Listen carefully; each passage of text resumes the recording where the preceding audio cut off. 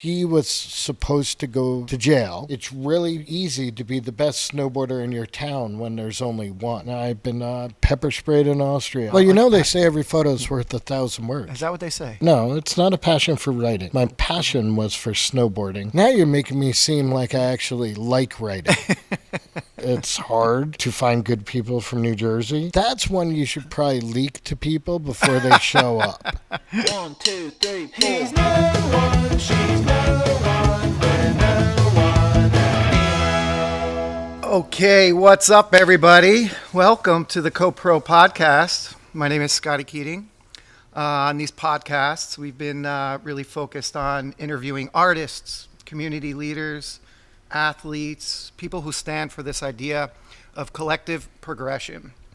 So today, a little bit of a role reversal. We're going to kind of dig under the surface, explore the mind, legacy, and perspective of snowboarding icon, owner of Slush Magazine, the most dedicated man to snowboarding I know, my dear friend Pat Bridges. Welcome, Pat. Well, thank you. And I want to thank ChatGPT for creating that intro. Yeah. I couldn't have said it better myself. Of course, I wouldn't have read it if I said it myself, but yeah. So before we dive in here, man, you've been up in up Hood the last couple of days? Yes, I've been up in government camp. Yeah. I was up in Mount Hood riding. There's a High Cascade Snowboard Camp does a photo workshop, and we're fortunate enough to be associated with the photo workshop with Slush, and great to get out there on the glacier. Snowboard in the summer is always fun, and I love Hood. I lived at Hood for a couple of years in the summers, but get in the trenches with the next generation of photographers is always awesome, and being next to people like Andy Wright, Tim Zimmerman, Darcy Baca, it's seeing these pros and seeing them pass on their knowledge to the future documenters of snowboarding is awesome. Is there any young talent up there that you're going to kind of look at? Well, I mean, yeah. From there's a photography standpoint? Yeah, I mean, this year was great. There were some kids from Florida, a couple from New York. Somebody lives in Whistler, but they're from England, was a camper as well. It's a lot of great shooters. I mean, people kind of, come out of the womb holding a cell phone, and the cell phone's, ubiquitous camera. So, I mean, it's almost like innate. It's like walking and talking. It's documenting. It's now becoming just, it's a human reflex almost at this point. That's great. How's that kind of translate back to the mag? Well, our job as snowboarding media, and specifically as Slush, is to fill in the gaps from when you unstrap to the next time you strap in. Our job is to educate, inform, entertain.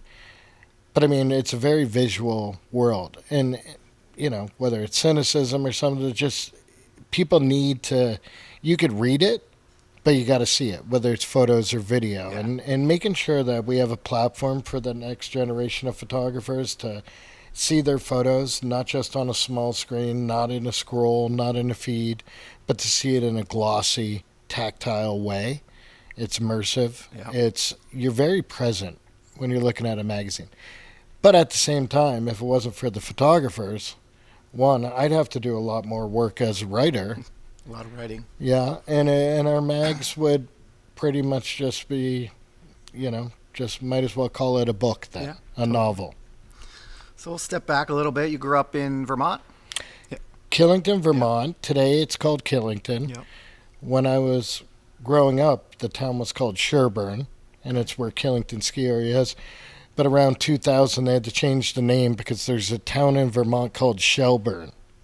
Okay. And all the mail from Sherburne and Shelburne were getting mixed up. And so they officially changed the name of the town to Killington. But it was, I'm a townie. Yeah, I was the son of ski bums. Very cool. Wobbly Barn? How's that Wobbly Barn? Wobbly Barn is where my parents met. Oh, and really? Stuff, yeah. And if you've ever seen my dad, you know why it's called Wobbly. Actually, there's somebody else in this building whose parents met at the Wobbly Barn. Jen Sharowski's parents met at the Wobbly Barn That's as well. really funny. But yeah, That's my good. Grew up in Killington. my dad bartended at the Wobbly Barn, and my mom was a waitress there. Yeah, very cool. And how'd you get into snowboarding?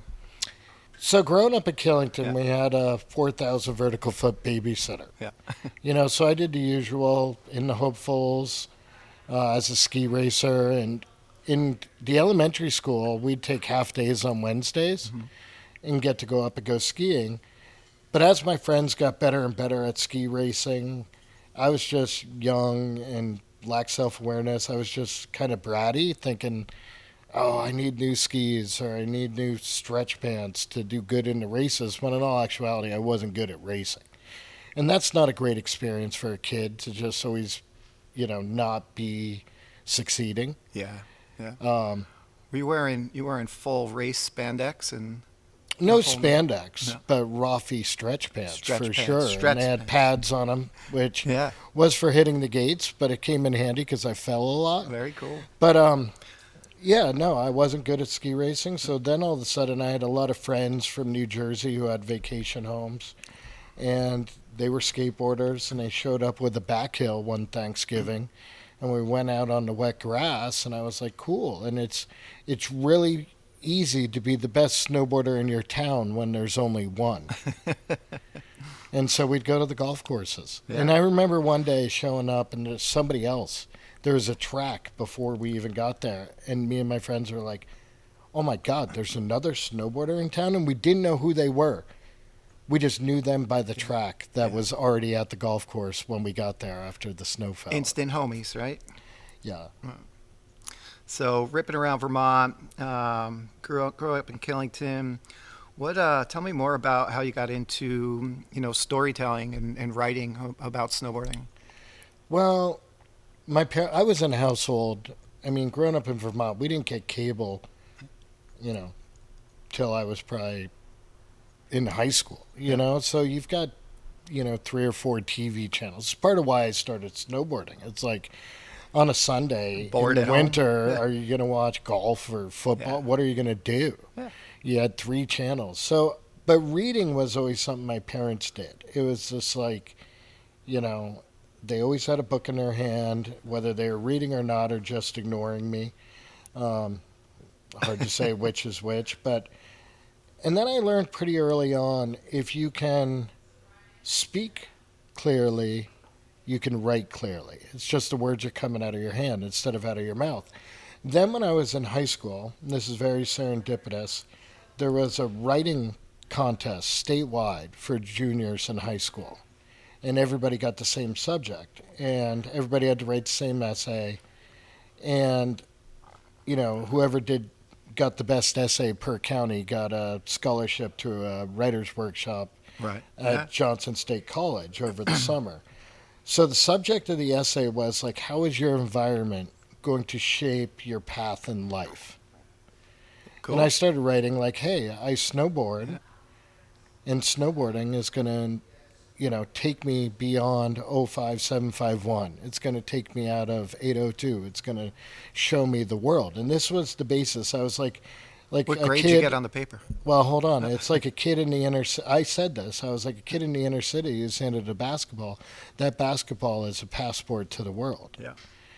And it wasn't a graded paper. This was an essay writing Oh, contest. got it. I mean, I would have gotten an A plus, But so I won it. Cool. I won the essay, and I wasn't getting good grades. I wasn't, a nerd.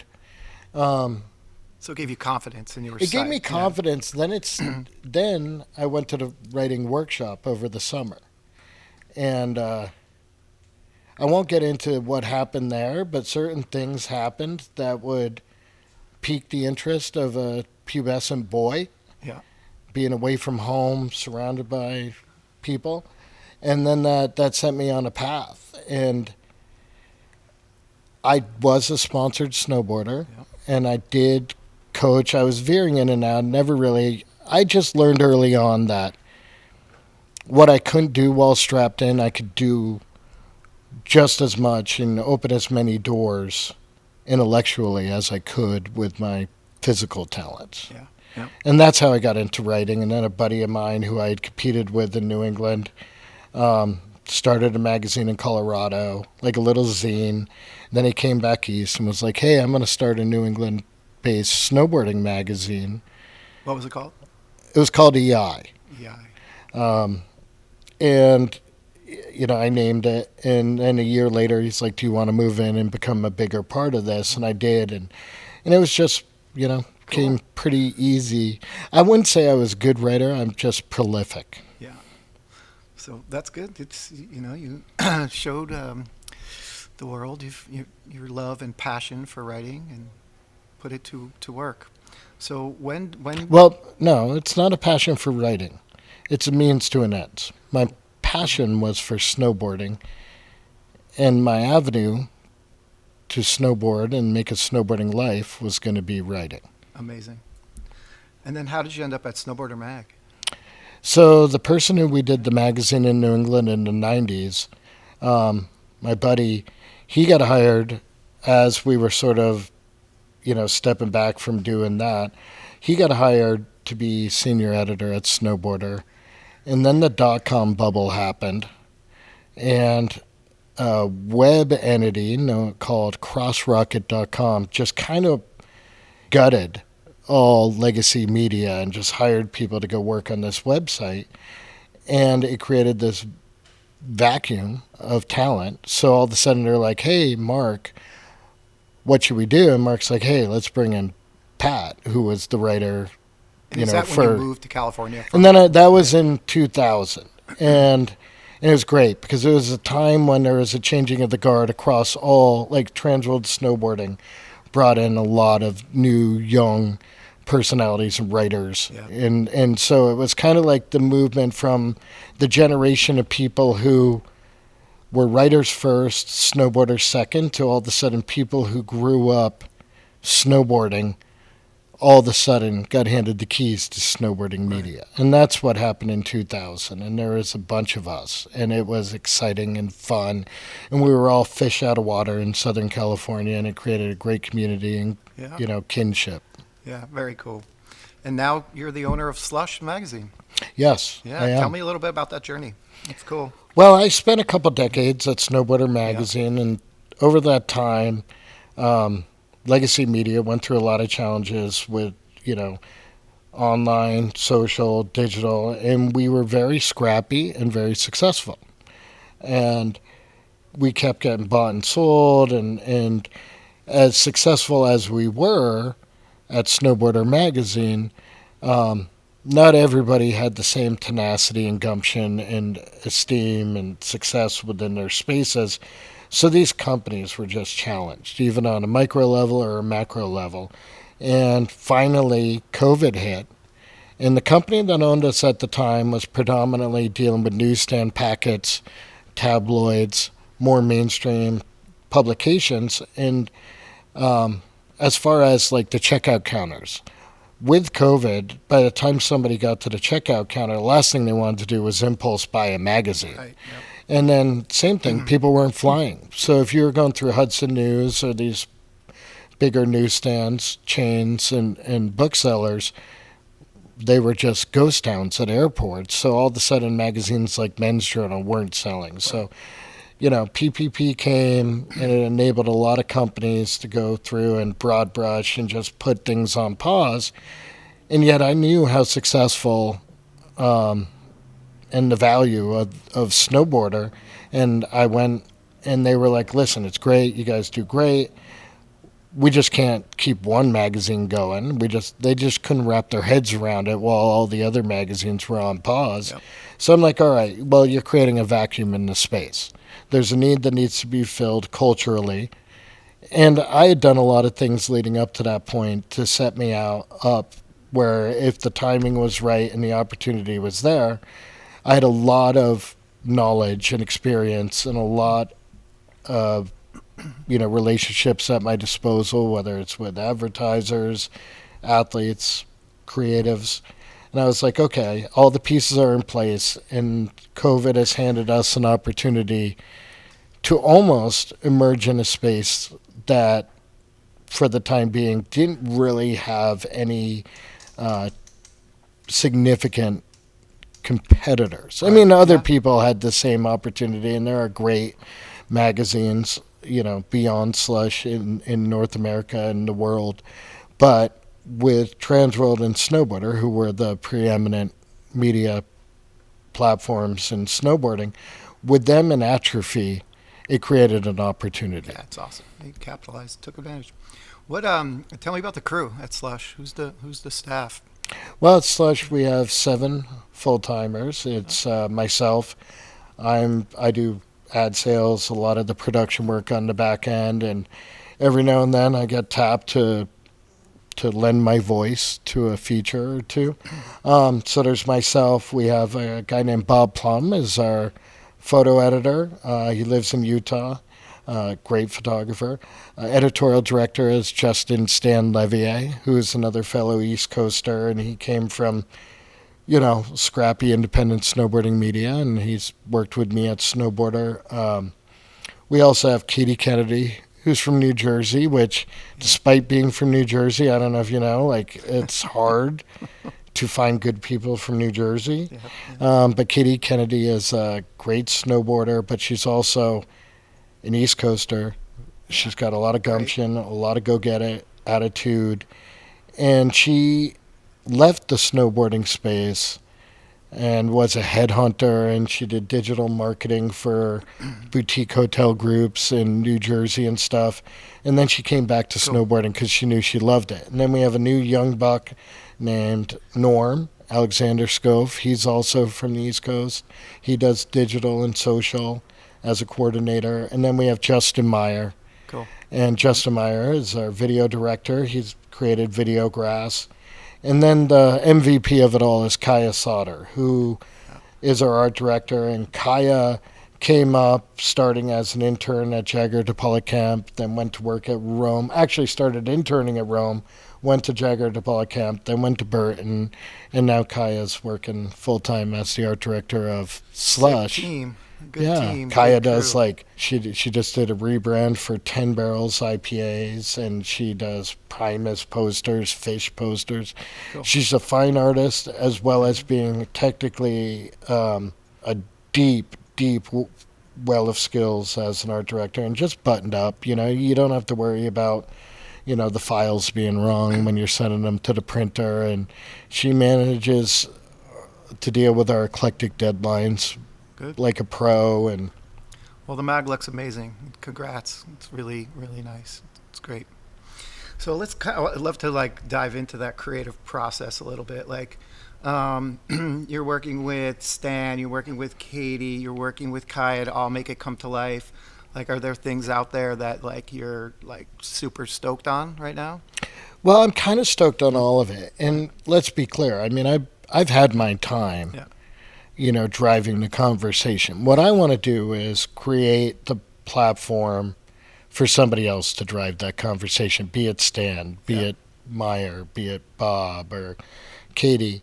I want to be the publisher I wish I had when I was at Snowboarder. Right. And I want to be the ad sales guy I wish I had when I was at Snowboarder. Remove all the transactional elements Being of an it. enabler to make them do it better. I want to be able to enable it. I want that to be my legacy, is that there is still a place to drive the common conversation within snowboarding. And to that end, it's interesting. Social media has enabled people to create echo chambers. Now we're trying to deconstruct that, and we're not trying to be a niche within a niche. We're not just trying to cater to one aspect of snowboarding. And it's really interesting because if you look at a company like a K2 or a Ride or a Burton, they make boards for jibbers. They make boards for jumpers, free riders, freestylers. They do it all. So, but who's trying to match that initiative from a media standpoint? Because the logic is, the way it's played in this day and age is, if you're into jibbing, all you need to do is follow accounts that are predominantly jibbing. But that doesn't really inspire people to explore different aspects of snowboarding, which is See the tricks, see the spots, go to totally. the spot. Yeah. And at the same time, we're trying to meet the audience where the audience is. If you like to Inspire. If you like to watch snowboarding content on your social media. We're gonna speak to you there. Yeah. If you like to read it in print form in a magazine, we got you. Yeah. If you like long form snowboard videos, we got you. You know, and it's a pretty ambitious, approach, but it's also where I come from Right. at Snowboarder. So, and then creatively, you brought up the point, like, what is the creative process? One, it's having a creative team, and two, it's having an open door and creating a welcome place for those people who have their own vision that might align with yours, might not, but Right. you might find it intriguing because you know that it speaks to people who aren't being spoken to, and it's a good Yeah. storytelling, creative storytelling. It's both having the right people who can, constantly speak to that audience and entertain that audience, but it's also having the air that you want everybody to come in and join the conversation as well. And you're not too cool to get that. I'm going to tell you something. So we're called Slush. Yeah. Do you know what Slush is in legacy media and traditional magazine world? I don't. You tell me to. The slush pile is the unsolicited manuscripts that get sent to like the Atlantic or the New Yorker Oh, or okay. Rolling Stone. Interesting. It is an industry term for, somebody writes a story on spec and sends it cold, unsolicited to an editor, like, hey, I think this would be a great story for Rolling Stone. That accumulation is called the slush pile in I love it. magazine So world. actually brings me to my next one. Like, how do you know, or the team knows, Stan knows, how do they know something deserves to be written about or captured? Well, one, it's having the humility to respect that the person who wrote it or the writers, that you have the empathy and respect to know that they're doing it for a reason because it stokes them up. Yeah. You start there and then you pull back and you ask yourself, well, if this person is hyped on this and likes this, odds are more people like it and are hyped on it. And it's getting out of your own head and doing a wide pan and saying, just because I might not be into this doesn't mean there isn't a lot of people who appreciate it or entertained by it, enjoy it, and that's their side of it. Right. Have you ever made like crazy decisions where you're like, oh, fuck it, we're going to put this article in here or this photo in here and be kind of not good? Yeah. Keeping I up, mean, yeah. a big difference between that barrier between the reader, the subscriber, the follower, that gap between the person who's writing or shooting the photo or editing or laying it out, the distance, like, it's so accessible now for people to let you know that they like something or don't like something. As a matter of fact, I think like you can get an app and it's just a button you could hit and it'll say whether you like it or not. I think that's a thing. Yeah. But but even comments or DMs or whatever. I mean, yeah, you do all that stuff, and that actually is much more top of mind today than it ever was. Yeah. I mean, Yeah. when I started in snowboarding magazines, it's funny. My editor said to me once, you want to show your value. If somebody writes a letter and references something you wrote, like writes a physical letter, puts an address on an envelope, a stamp on the envelope, sends it off, and the editor or the boss reads that and goes, oh, Pat wrote something that prompted somebody Yeah. to Clearly engage had in an writing a effect letter. on that person. Dude, so that much. was- Yeah. That was like all this. If that happened once, all of a sudden you were set. You Yeah, had job yeah. security. But now you can't get away from it. Yeah. And it's true. Because it's so fast on DMs. And, Well, what it means is there's always going to be somebody who doesn't like something. Yeah. That's fair. That's always been the case. But now how much that person can impact what you've already done or what you're going to do if they don't like it, and what impact and the ripple effect of that is much more top of mind than ever before. And yes, I mean, I look back at stuff at the time, I wouldn't cringe at it. Would I have made mistakes? 100%. But here's the thing. You've got to say, yes, that happened, Yeah. and I wouldn't do it again, But yeah, snowboarding is not unlike other parts of society where we evolve. Yeah. Yeah. And as a matter of fact, a lot of times I think we're ahead of society in evolving. Yeah, well, let's talk about the state of snowboarding too. Like where's snowboarding at right now? Snowboarding's in a great place. I think snowboarding's an incredible place. And the only thing that you can't say snowboarding's not in a good place, the only if you can't still enjoy it, if you can't still find it. You say the sky is falling. You say it's become very genteel. It's very expensive. I mean, I'll tell you straight up, snowboarding gear has not kept pace with inflation. Like how many things You see that cost changing? Is it going to change? what? You see it changing? Brands going to raise prices? Well, brands are going to raise prices because there's a tax Yeah. called a tariff. That's it's unsustainable otherwise. But prices are raised. But when I started snowboarding, snowboards were $300 to $500. Yeah. Today, snowboards are $400 to $800. Yeah. That's how many things in the world. Like a Coca-Cola was 25 cents when I started snowboarding. Now, you're not going to be able to get that can of Coke for less than $1. Yeah, And $2. it's just Yeah. in the cars.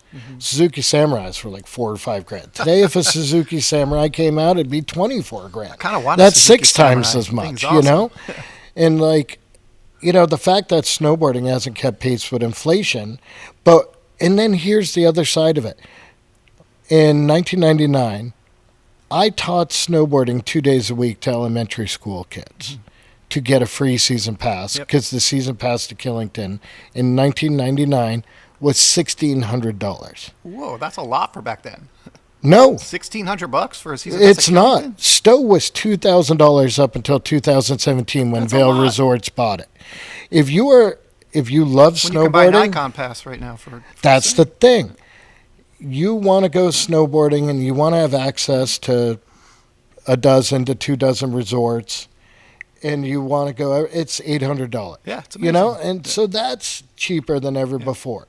Where it's expensive is getting people to try snowboarding. And make no mistake, I wouldn't be sitting on this couch if my parents had to spend $1,800 on a pass to Killington. But because I was a resident of Killington, I got a free season pass to Killington until I was 18 years old.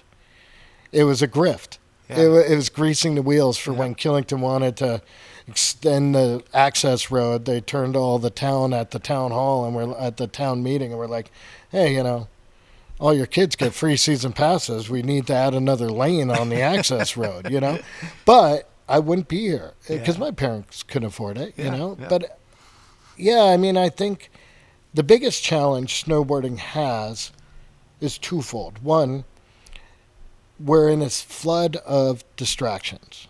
I look at snowboarding in some conversations where I'm like, we're not trying to put magazines in people's hands, though technically we are. It's not about selling boots, selling bindings, selling lift tickets. We have 1 minute of free time, $1 disposable income. Those are the two commodities that play in snowboarding. Yeah. And when you break it down to those two base variables, you pull back and you ask yourself, who else is going after $1 disposable income, 1 minute of free time? You're dealing with Hollywood. You're dealing with streaming. You're dealing with video games. You're dealing with all these other entities and industries and activities that are trying to get people to stop scrolling and start participating. And even the scroll is a competitor, Totally. I bring back to when I was growing up, there were 4 TV channels. So what else was I going to do but go snowboarding on Now it's in endless an amount icy of shows Vermont and stuff. So, but the challenge we have, and now club sports where kids are playing soccer year round and hockey year round, that's a big challenge because all of a sudden the coaches and the parents are like, I'm spending $50 grand a year on my kid's soccer career. Don't I don't hurt. want him to get hurt snowboarding. Totally. And the coaches don't want him to try snowboarding because if he gets hurt, then there goes getting paid by the parents to coach. So, there's a myriad of challenges we face. But I think the biggest challenge is not getting somebody to try snowboarding for the first time. So the It's getting them. Introduction. It's getting them to go back snowboarding the second and third time. Right. And that's the challenge I have because the average person to try snowboarding is probably a couple $100 in a couple days, just going to the mountain, coming back. It's It's a commitment. And at the end of that day, that person is beat up and bruised, and they still have a ways to go before their Lincoln turns and not falling.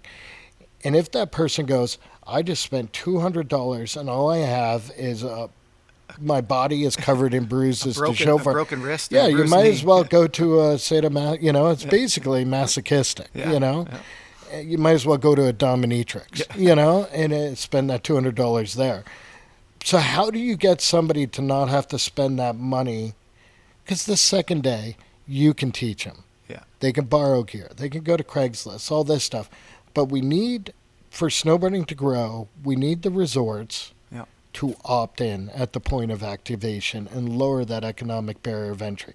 And I have these conversations with people where I'm like, you guys have the technology, you have the resources. Are you talking to resorts about that? Like that? The resorts? Yes, Yeah. I am talking to I'm not in the room, but I am right outside the room where those decisions get made on a grand scale in our country, and I'm like in North America or in the alpine space, and I'm like, listen, with RFID chips, you can shut down a pass and only make it accessible on the beginner chairs. Yeah.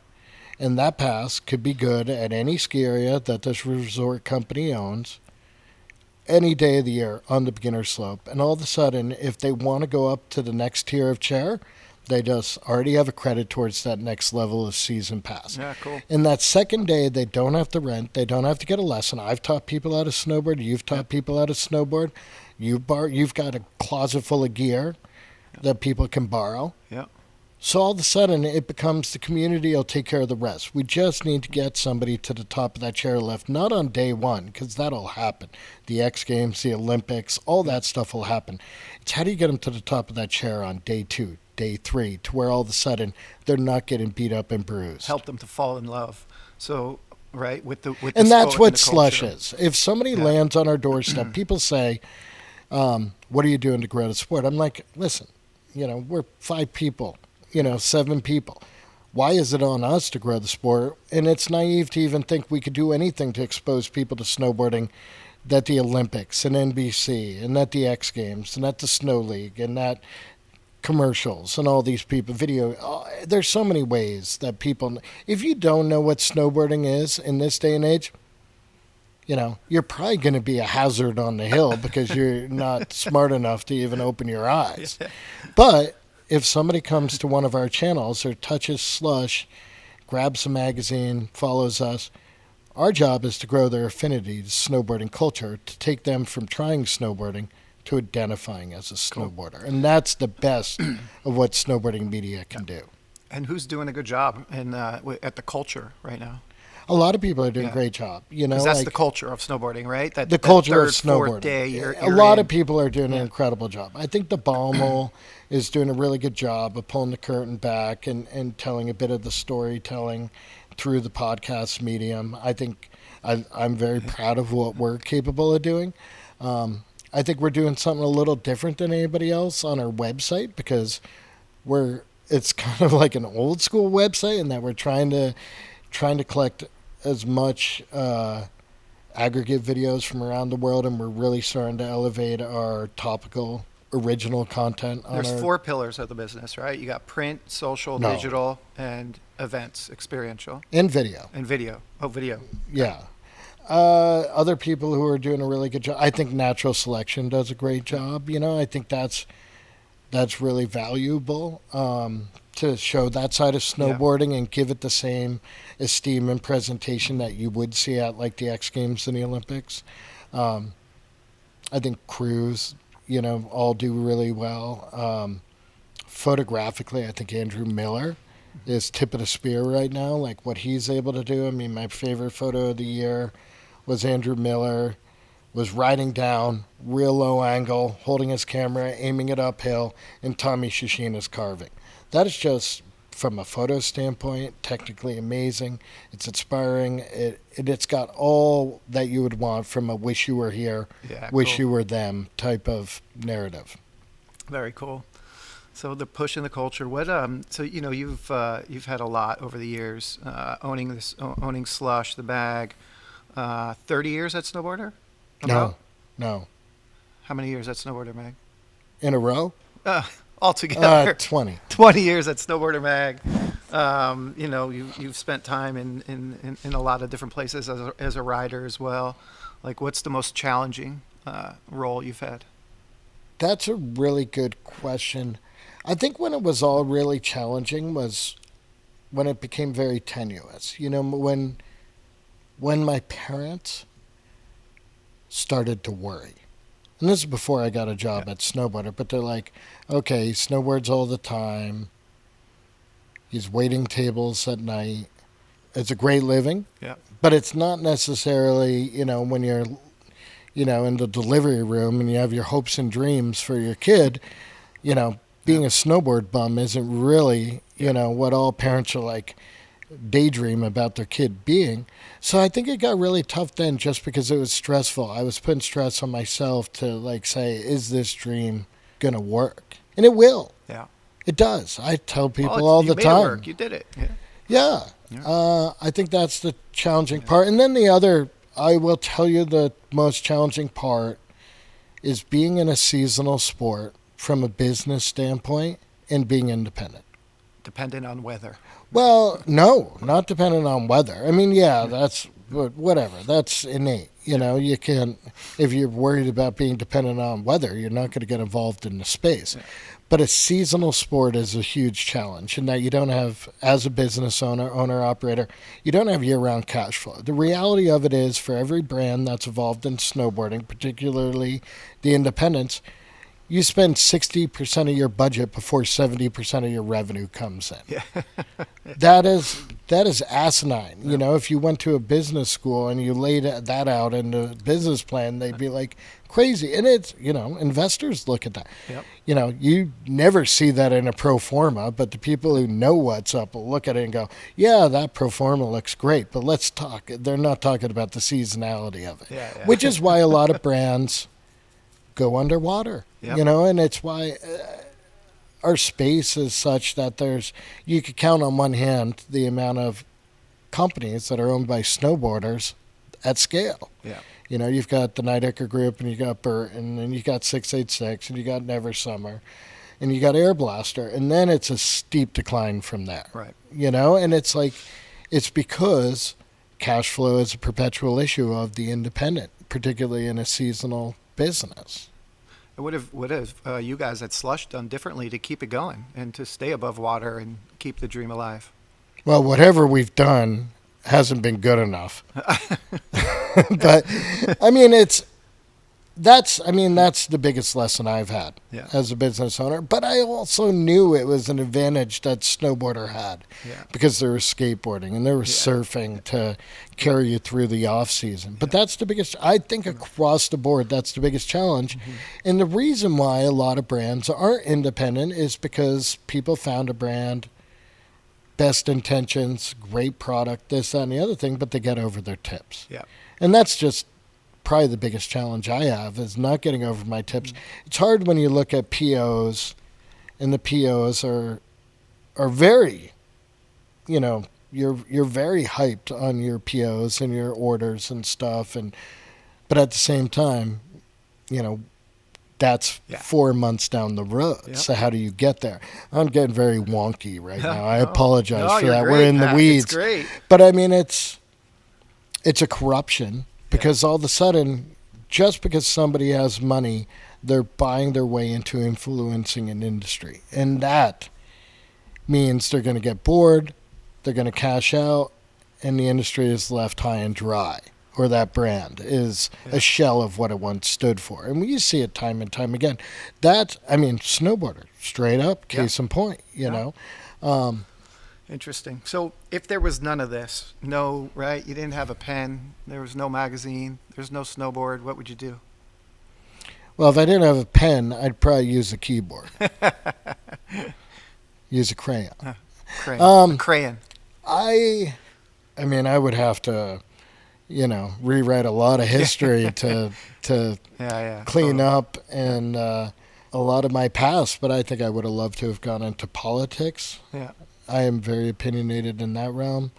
I romanticize like in a different life, maybe writing jokes for Oh, stand-up comedian. Well, no, more like talk show monologues Oh, and all cool. that That's stuff, and you know, Maybe we should collab on one of those.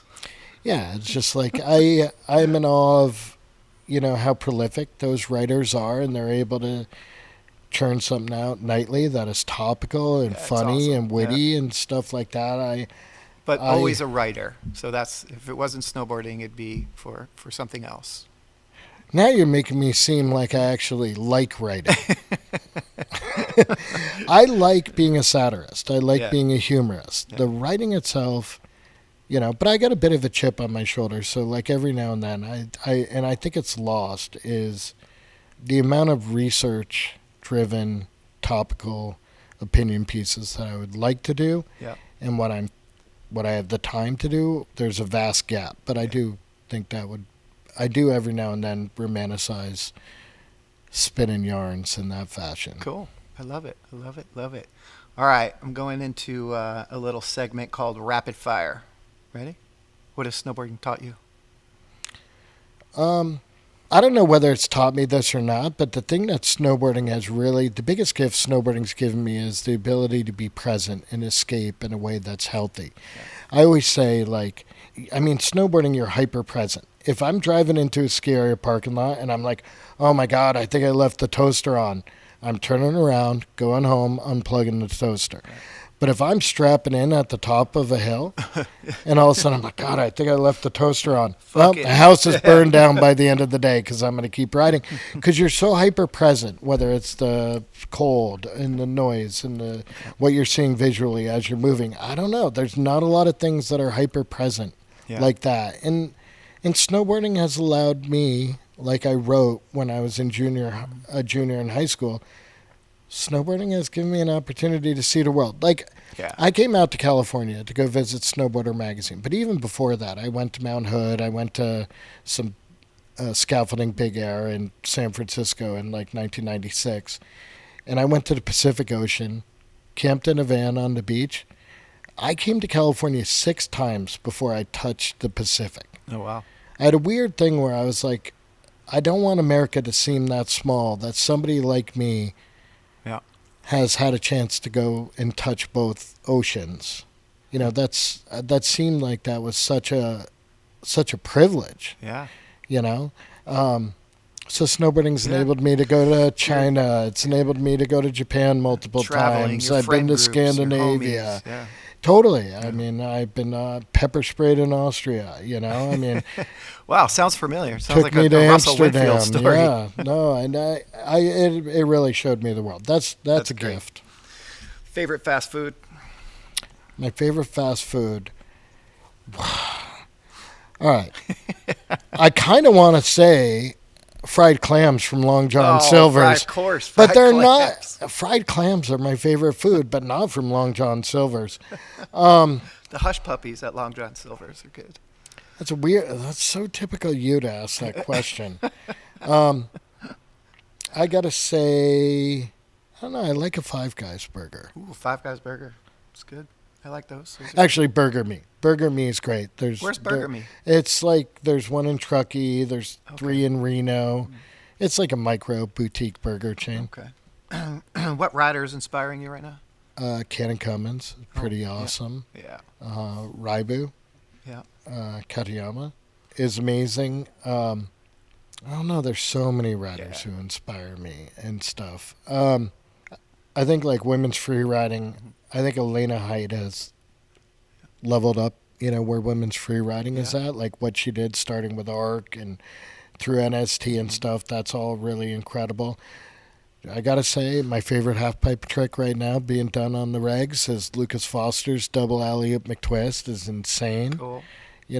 Jill Perkins jibbing for women is just, there's a charisma to her riding. Yeah, somebody might get 1 or 2 tricks on their part that might be, but just how she's able to put out a canon of infinitely watchable stuff is pretty incredible. Yeah. This young kid, Sumner Orr, came out of nowhere. 17-year-old kid from Weston, Vermont.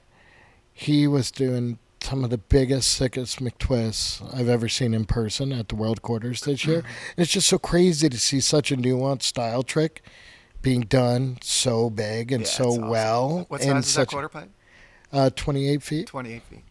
Yeah, it's big. That's big. Yeah. So Tahoe or Orange County?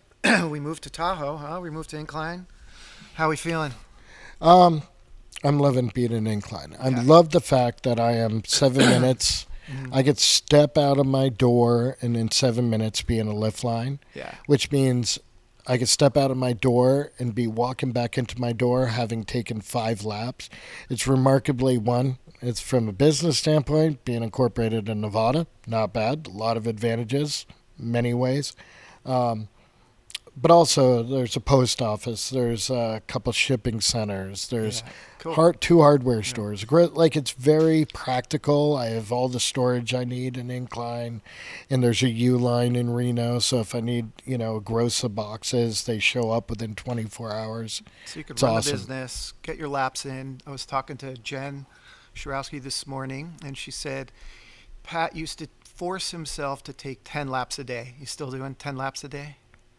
Now it's down to 5. 5. 5. Hey, that's good. 5 know. laps a day. Yeah. That's awesome.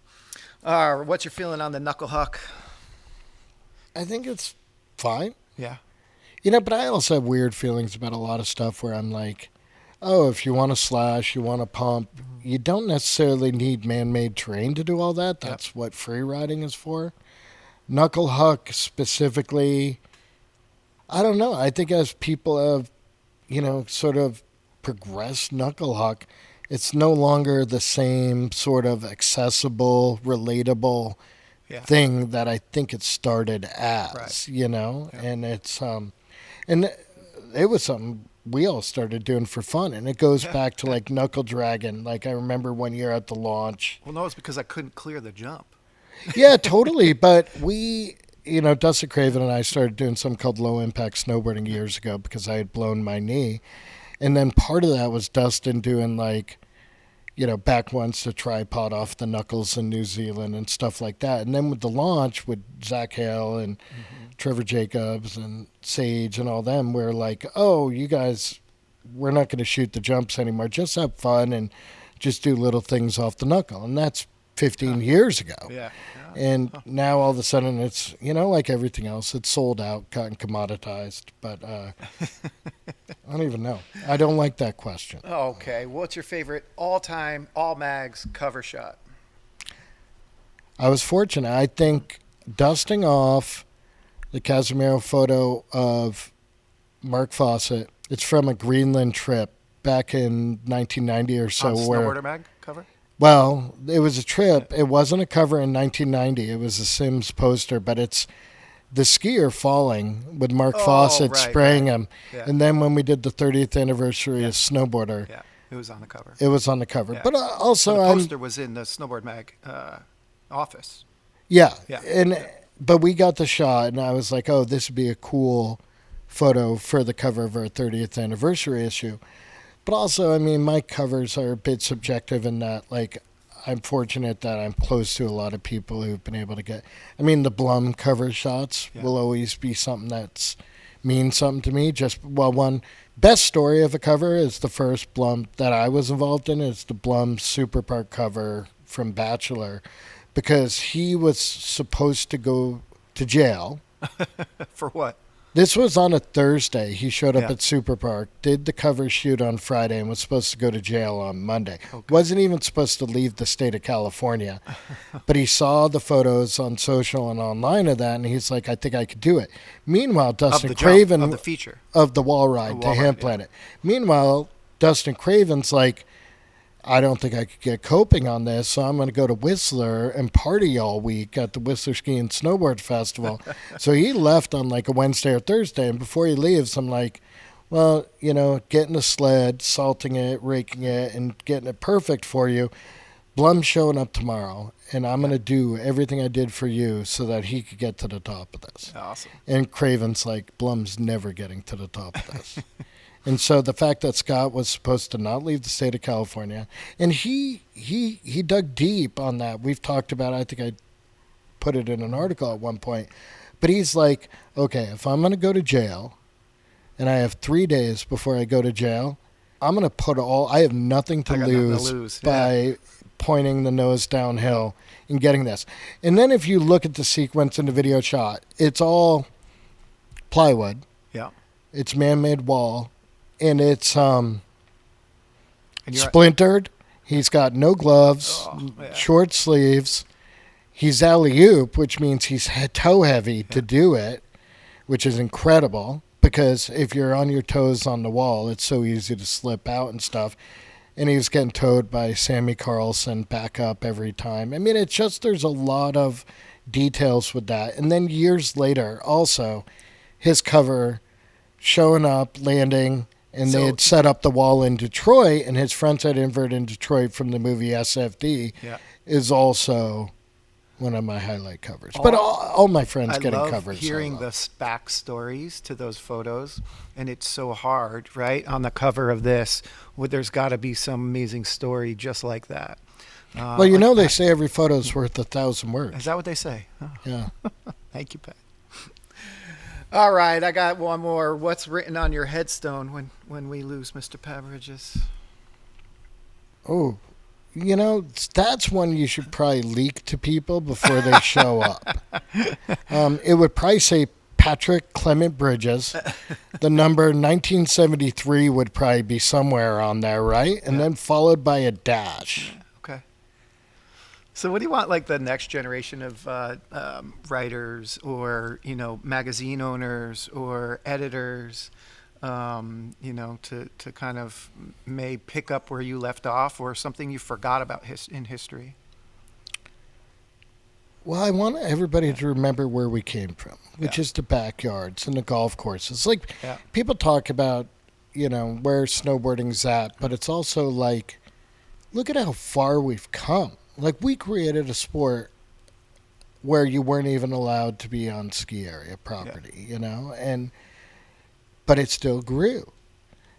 I think people should remember that. And that's a point of resiliency. We're never going to go back to those times.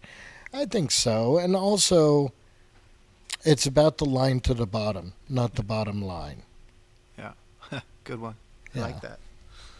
I like it. What's next for Mr. Patrick Bridges? What are we doing next? What are we going? Well, I'll probably hop in the car. Yeah. I already stopped and bought some Zin. Okay. What are we on? What kind? Zin Cinnamon 3. Cinnamon 3. Nice. Yeah. Okay. Because I live in Nevada and you can get cinnamon there. No, I got to go back. God bless our subscribers, reader support. I got to pack up a couple thousand subscription bonus packages with a beanie, the slush wax, and all that stuff. We have patches this year for him as well. So I am our post office's worst nightmare. I mean, it's funny. I have to give people at the post office free snowboards so that they don't, I've done it with UPS, FedEx, and the guy in the back. Post office in Incline Village closed on Saturdays. I can go in the back and drop off stuff at the loading dock on Saturdays. That is that is leveled up. Yeah, pro move. It's a good job. Well, I appreciate it. Thank you for being here. Amazing work with Slush Magazine, and congrats. Well, Scott, you're part of the Slush family. You're a big part of how we got here. People don't know Scott was a founding member of the squad at Slush, so now it explains why I'm even sitting here. But thank you. And in this building and stuff, the founder of this building I first met in 1988 at Bolton Valley, and a lot of snowboarding culture has been birthed here at Nemo Design, and it's these places like Jagger de Polycamp and Nemo, and a bit of unsung MVPs behind the scenes. I mean, the robot food, that's stuff that came. I have a robot food poster that's all these little icons, and it's like a flow chart. It's awesome. That's awesome. Very cool. Very cool. Well, before we go, I got one more for you. If you're going to pass on, the unspoken rule of snowboarding, what would it be? I don't know. You know what I think is bullshit is people would probably say no friends on a POW day. Yeah. That's so cliche, but it's so not true. Yeah. It's so not true. It's Yeah, best I friends agree. on a Yeah. POW day. Good one. I like it. Thank you, Pat. Thank you again for being here. Appreciate All right. it. Well, brother. thank you guys for Yeah. having me.